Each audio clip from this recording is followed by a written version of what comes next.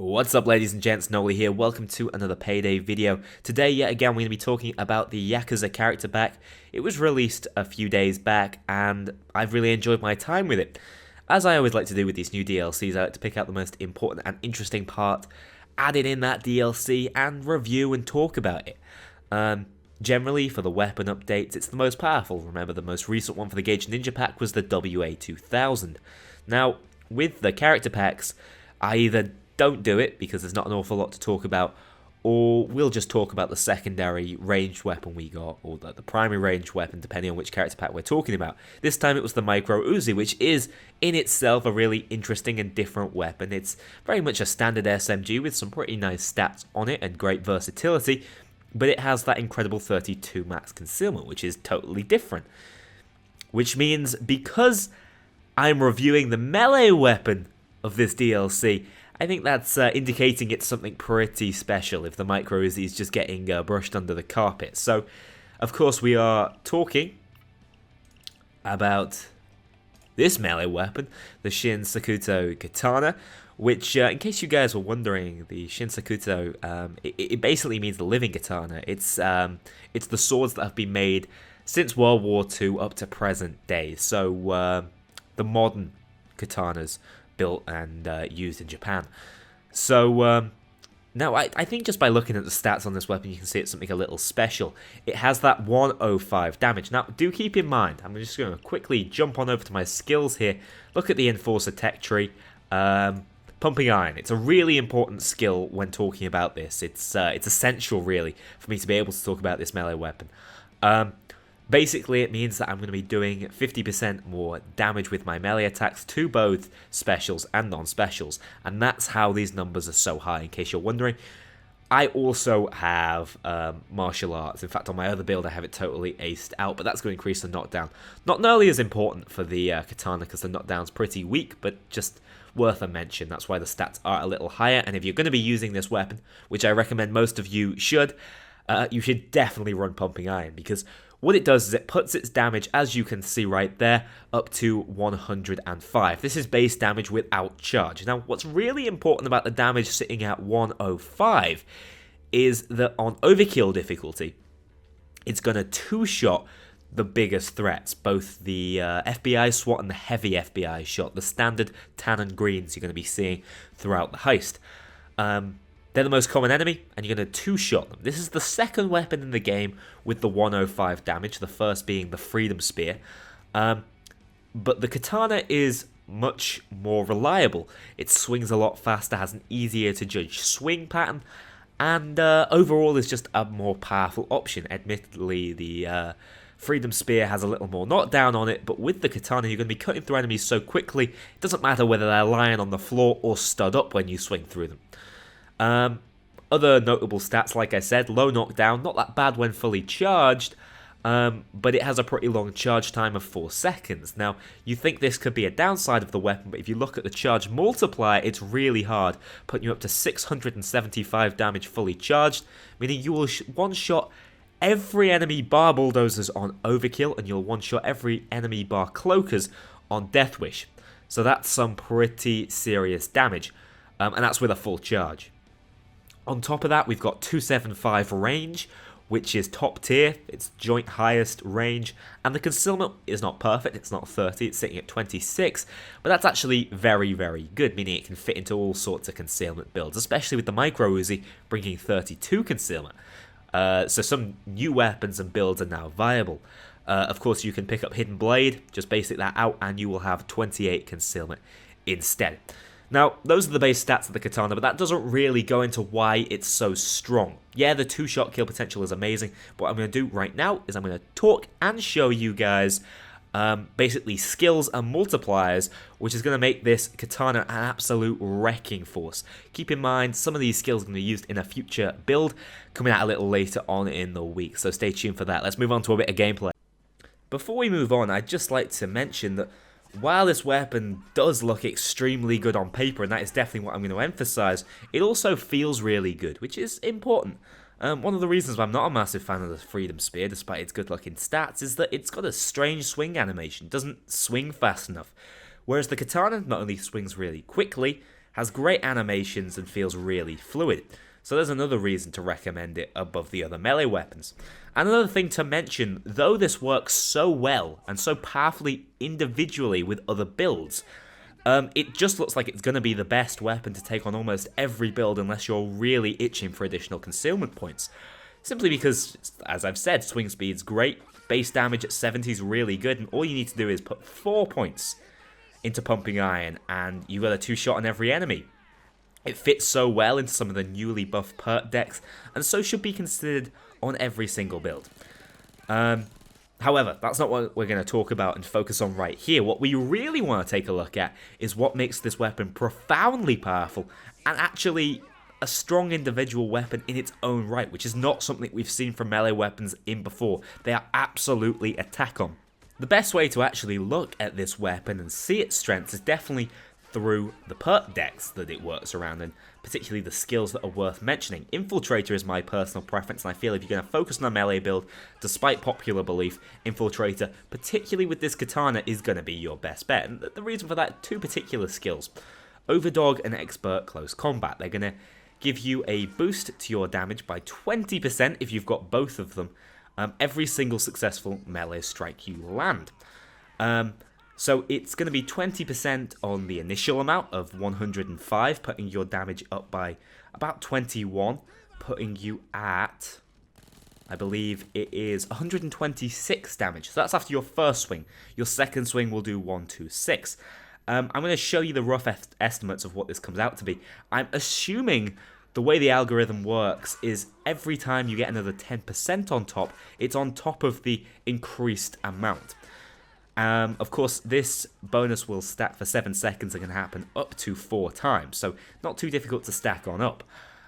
So it's 26 after the first swing, 151.2 after the second, 181.5 roughly after the third, and by the fourth, you've got 217, rounding up to about 218 damage per swing, which is crazy. What's really important about this number and why I really like these 2 skills once you've stacked them up, and it's easy to stack them up, particularly on the higher health enemies like bulldozers. Yes, you can stack them on bulldozers, so I believe anyway, and tasers. Once you've stacked it up to 218, it means you're a one-shot to those 2 enemies I was talking about, the standard green FBI SWATs and the heavy SWATs, which is also crazy. And it's not just that, because when it comes to reviewing a weapon, you can't just look at the numbers. It's also the way it feels when this is happening. The chaining up kills, the chaining up swings. It's a really fun play style. It's reasonably akin to the feeling you got when you used the old grinder perk deck before it got nerfed a little bit. But there are other really useful skills in Infiltrator which will make this particularly strong melee weapon even stronger. Life Drain, for example, allowing you to get 20% of your health back every 10 seconds. And believe me, that will be proccing every 10 seconds if you use this weapon properly. And again, in Infiltrator, more tankiness coming from you having additional defense at medium range. And so everything corresponds together to make this melee weapon very, very powerful. But that's not all.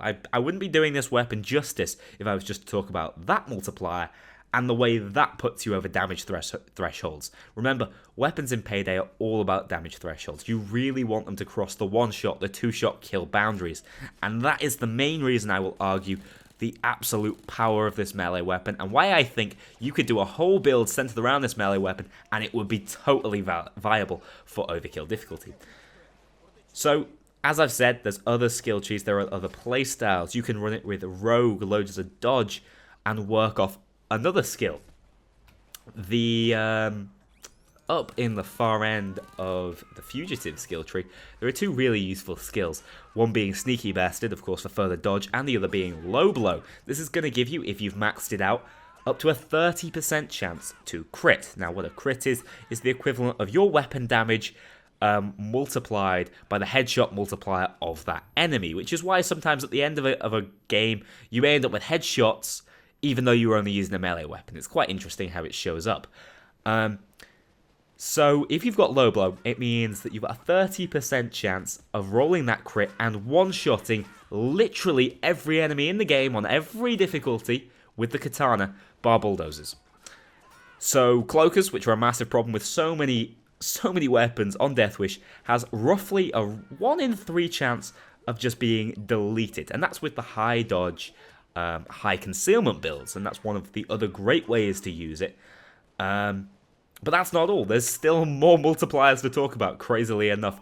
The other one is, of course, the Berserker skill. Now, when you have below 25% health, so pretty risky, you can do up to 250% more melee damage.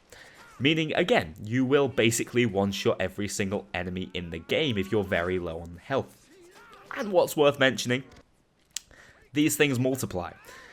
So that will be factored into the algorithm of the other skills I was talking about, things like Expert Close Combat and Overdog. So all these things stack up to where you find yourself madly, you're seeing it in the gameplay now, I'm sure, hacking into groups of enemies on your own, keeping yourself alive, and just 1- and 2-shotting them. And you're killing basically as quickly as you would with a shotgun.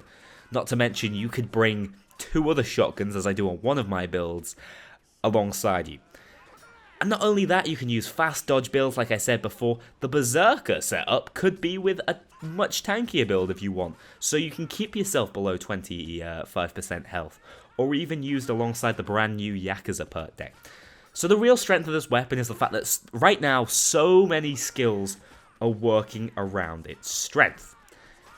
On top of that, it's got ridiculously great base numbers. Very good uncharged damage, 2-shot kill, as I've said, to most or every non-special overkill difficulty, the main difficulty you're probably going to be playing at. And it's one-shot everything bar cloakers on every difficulty if you fully charge it. As I've already mentioned, the multipliers are ridiculous, and are some of the best in the game. You're going to hit for crazy damage using this little katana. And when things are going well, when you're getting those one-shot kills, the weapon's only going to get stronger. Thematically, this sword is amazing. I love it. I love the idea of it being a brand new sword, untested, and then as it gets more blood on it, it gets easier to kill. That might just be a little weeaboo nerd in me who loves that idea, but it's so much fun to play around with. And as we've talked about in the past, with weapons in Payday, it's a cooperative game. It's about fun, first and foremost, and practicality second. This is the most practical melee weapon, and to me it's also the most fun, partially because it is the most practical and I finally get a functional melee build. It's exciting to me, I'll be honest. So I cannot emphasize enough how this is such a good weapon. Now, that draws me on to my next point, which is about the DLC. The character pack otherwise is great. I love Jiro. But if you want to create the perfect Payday character, if you ask me, with every DLC, the most powerful weapons in primary, secondary slots, the most powerful build, perk deck, and you wanted the most powerful character, you would need this melee weapon. Simple as that. It is the most powerful melee weapon. I don't think it can be argued otherwise. Like I said, the only reason I will ever swap off this, really, is if I need more concealment. Admittedly, there are the good melee weapons like the Shocker, which has great utility. I haven't mentioned that. But who needs utility when you can one-shot so many enemies? It's so strong. I hope you see it in the gameplay here. It's versatile, it's got loads of options, and it's the most fun I've had playing Payday in a very long time. It's a shame it's DLC locked, and if you want the perfect Payday character, if you ask me, you're now going to have to shift out £4. Or $5 as it is over there in America. So it creates a dilemma when this weapon's so good. Generally, I rate weapons, so there's something to compare it to. I'll give it a rating out of 10. But that doesn't seem worth doing for the katana. It's just better than everything else in the class. It's much stronger, its numbers came out great, it handles well, and works so well around the skills and perks recently altered within the game. So putting a numerical value on its worth seems useless. It's 10 out of 10 and beyond until something better comes out, which I don't see happening. And that also begs the question, is it balanced? I personally think all melee weapons, either there should be more skills to help them out, or they all should be just a little stronger. It should be a playstyle with more available options. But now the katana's here, I finally have a taste of what it's like. It really is, right now, my favourite way to play the game. I might even go out on a limb and say it's my favourite weapon in the game. I love it, massive fan of it, and that's it. That's been this weapon review. Bit one-sided. I don't really have any complaints about the weapon. It's, if anything, it's a bit too strong. So guys, if you do have the DLC, let me know what you think. Do you agree? Do you think I'm talking a load of rubbish? This is the worst melee weapon I've ever used. How do you like to run your katana? Like I said, there are loads of different builds, loads of different play styles that's going to function around. And, you know, have you tried using it around the melee build? Or are you just packing it as your secondary because it already has an incredible base damage on it? That sort of stuff I'd love to talk about and hear in the comments section below. That's it for this video. I will see you all in the next one. I hope you have enjoyed my rather lengthy rant about how this weapon is amazing. I'll see you all in the next one.